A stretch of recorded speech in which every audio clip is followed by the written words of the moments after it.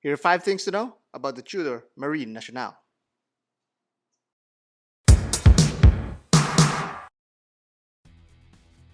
Number 5. The dial. Tudor officially calls it the Pelagos FXD. The dial receives an overhaul with the lack of the step rehaut.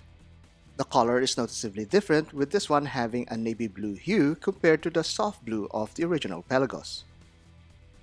There's no date complication on this one also, simplifying the dial even more. It's equipped with the MT 5602 caliber, which is COSC certified and has a 70-hour power reserve. On a side note, the current black base use the same movement.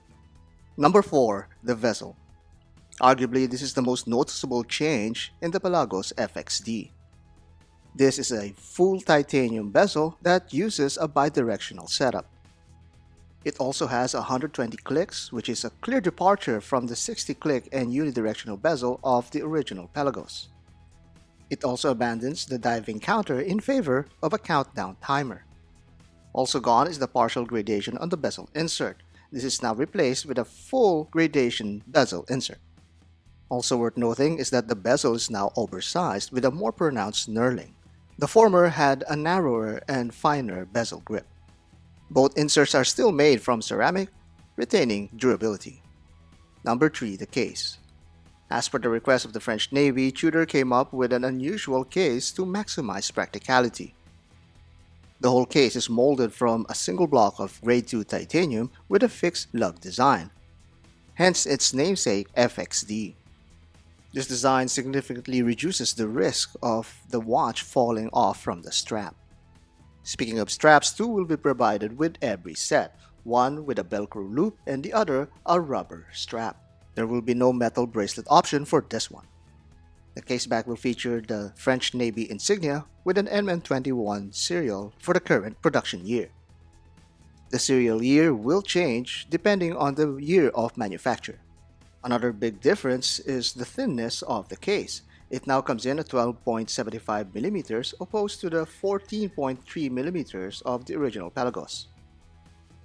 There is a decrease in water resistance, with this coming in at just 200 meters and with a lack of helium escape valve.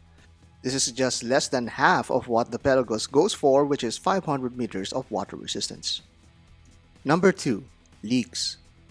Prior to today, there has been many rumors and leaks about this Pelagos. Most notably is an investigative video by IDGuys compiled all of the evidences about this latest release. There has been some notable sightings of a Navy-issued version that is similar but distinct in design.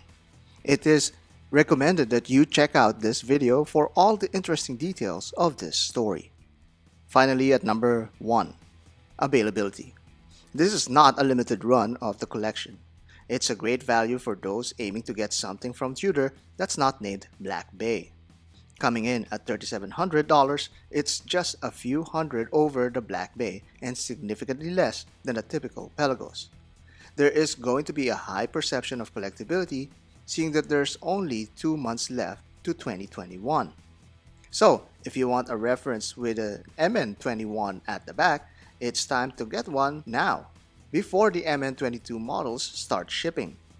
Of course, nothing prevents Tudor from already manufacturing these pieces ahead of time. But it's a clever way of creating demand without calling it a limited run piece. The long wait is over. Tudor finally delivered a modern version of a unicorn diver. Of course, hardcore watch collectors would still go after for those military versions, but for us public, we can now buy the Tudor Marine Nationale in retail. Retail.